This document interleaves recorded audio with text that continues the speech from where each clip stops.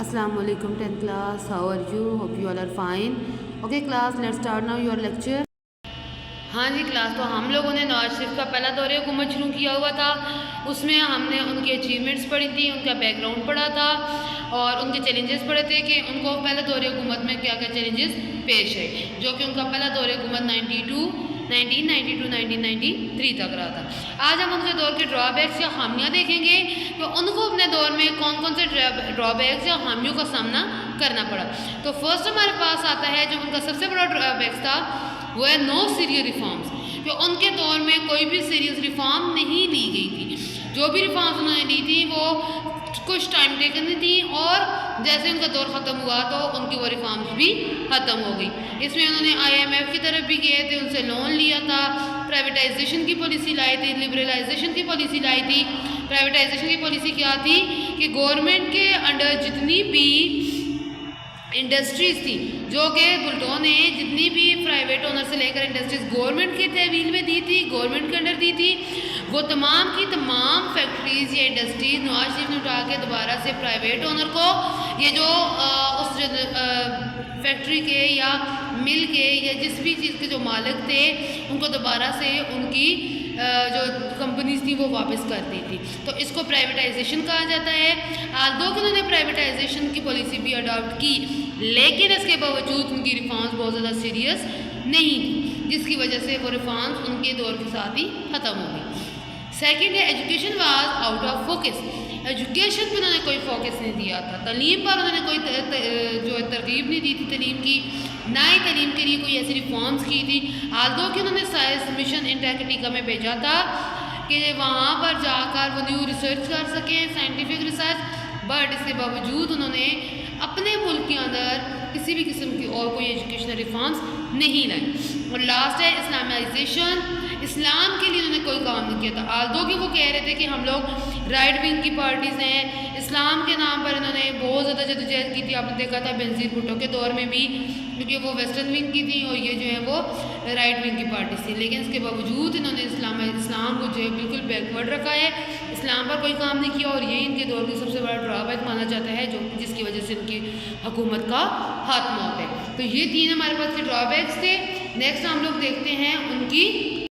ان کے ڈاؤن فال کو. تو نیکسٹ ان کے پاس ہمارے پاس ڈاؤن فال آ جاتا ہے. اگر ہم فرسٹ ڈاؤن فال کی بات کریں تو فرسٹ ہمارے پاس آتا ہے ریلیشنز ود پریزیڈنٹ، کہ صدر کے ساتھ تعلقات ہوتے وہ کیسے تھے. تو اگر ہم بات کریں تو جو ہمارے صدر صاحب تھے وہ کنزرویٹو مائنڈ آدمی تھے، آرمی کی مرضی سے چلتے تھے، اور جو پرائم منسٹر ہیں وہ چونکہ اپنی مرضی چلانا چاہتے تھے، لہٰذا یہ ہمیشہ سے پاکستان کے پریزیڈنٹ اور پرائم منسٹر کے درمیان بہت ہی زیادہ خلیج رہا ہے، یا بہت زیادہ اسی وجہ سے حکومتیں ختم ہوئی ہیں کہ صدر جو تھے وہ آرمی کی مرضی سے چلتے تھے، اور پرائم منسٹر جو وہ اپنی مرضی سے چلنا چاہتے تھے. تو صدر اور وزیر اعظم کے درمیان بہت زیادہ آ جاتے تھے، خلیج آ جاتا تھا، اور اس وجہ سے حکومتیں ختم ہوئی. کیونکہ جو نواز شریف کی حکومت تھی، وہ جو آئین کا آرٹیکل 58(2)(b) ہے، جس کے استعمال میں صدر کے پاس یہ اختیار ہے کہ وہ اسمبلیاں توڑ دے.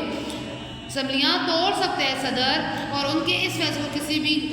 کورٹ میں کسی بھی عدالت میں چیلنج نہیں کیا جا سکتا. تو نگران حکومت جو اس ٹائم پہ تھی وہ چاہتی تھی کہ اس کو ختم کیا جائے امینڈمنٹ کو. چلیے ہم اس کو آگے ڈسکس کرتے ہیں. تو پریزیڈنٹ کے جب پرائم منسٹر کے ساتھ تعلقات خراب ہوئے تو انہوں نے اپنی پاور کو استعمال کرتے ہوئے اسمبلیاں توڑ دی اور ایک نگران حکومت کو بنا دی. اب جو حکومت تھی نواز شریف کی، ان کو جب ختم کیا گیا تو اسمبلی کو، قومی اسمبلی کے اسپیکر تھے، انہوں نے صدر کے اس اقدام کو ہائی کورٹ میں چیلنج کیا. جب ہائی کورٹ میں چیلنج کیا تو ہائی کورٹ نے کہا کہ نہیں، صدر نے یہ قومی اسمبلی کو غلط طریقے سے ختم کیا ہے، لہٰذا ہائی کورٹ نے دوبارہ سے قومی اسمبلی کو بحال کر دیا، جو کہ 27 مئی کو کی گئی تھی، اور قومی اسمبلی کو بحال کیا. اور 27 مئی کو جو نواز شریف ہیں انہوں نے قومی اسمبلی سے اعتماد کا ووٹ حاصل کیا. ہر جو حکومت آتی ہے تو ہر وزیر اعظم قومی اسمبلی سے اعتماد کا ووٹ لازمی لیتے ہیں، ووٹ آف ٹرسٹ. لیکن اس ٹائم آئینی بحران اتنا زیادہ تھا تو وہ حل نہیں ہو سکتا تھا، جس کی وجہ سے صدر، وزیر اعظم اور آرمی چیف نے ایک سمجھوتا کیا تھا. سمجھوتا کیا تھا کہ یہ بات کہی گئی تھی کہ وزیر اعظم نے جب دیکھا تھا نواز شریف نے کہ حالات ان کے قابو سے باہر ہے، وہ حالات کو نہیں چیلنج دیکھ سکتے، آئینی بحران بہت زیادہ ہے، حالات کو قابو میں نہیں کر سکتے، تو انہوں نے صدر سے یہ کہا تھا کہ آپ اسمبلیاں توڑ دیں، لیکن اس کے ساتھ ساتھ نواز شریف نے کہا تھا کہ صدر کو بھی اپنی سیٹ سے استعفیٰ دینا ہوگا، صدر بھی ریزائن کرے اپنی سیٹ سے تب وہ اسمبلیاں توڑ سکتا ہے، لہٰذا صدر نے اسمبلیاں توڑ دی اور ساتھ خود ہی اپنی سیٹ سے استعفیٰ دے دی۔ یہ تھے ہمارے پاس صدر کے ساتھ تعلقات خراب ہونے کی وجہ سے جو چیلنج پیش آیا۔ نیکسٹ ہمارے پاس ایمنڈمنٹ سب سے بڑا مسئلہ تھی، 8ویں آئینی ترمیم، جس کو نواز شریف جو ہے وہ ختم کرنا چاہتے تھے، کیونکہ اس میں 58(2)(b) کی جو پاور تھی اس نے صدر کو یہ اختیار دیا تھا تو کسی بھی ٹائم اسمبلیاں توڑ سکتے ہیں، جبکہ نواز شریف نہیں چاہتے تھے کہ صدر کے پاس یہ پاور، اور صدر نہیں چاہتا تھا کہ اس کے پاس سے یہ پاور جائے، جس کی وجہ سے دونوں صدر اور وزیر اعظم کے درمیان تعلقات خراب ہونے کی مین وجہ یہ تھی۔ نیکسٹ کرپشن آ جاتا ہے کہ نواز شریف کی گورنمنٹ میں کرپشن کے الزام لگے تھے کہ انہوں نے بہت پیسے کھائے ہیں، وہی جو کہ بینظیر بھٹو کی حکومت میں کرپشن کے چارجز تھے یہی ان پر بھی تھے، جس کی وجہ سے ان کی حکومت کا خاتمہ کیا گیا۔ نیکسٹ ہمارے پاس آپریشن بلو فاکس آتا ہے، جس طرح آپ لوگوں نے بینظیر بھٹو کے دور میں اس آپریشن کے بارے میں پڑھا تھا، تو چونکہ نواز شریف جو ہے ان کی PPP سے نہیں بنتی تھی اور PPP اور MQM دونوں سے ان کی تھی، دونوں کا آپس میں تعاون ہوتا تھا، لہذا نواز شریف کی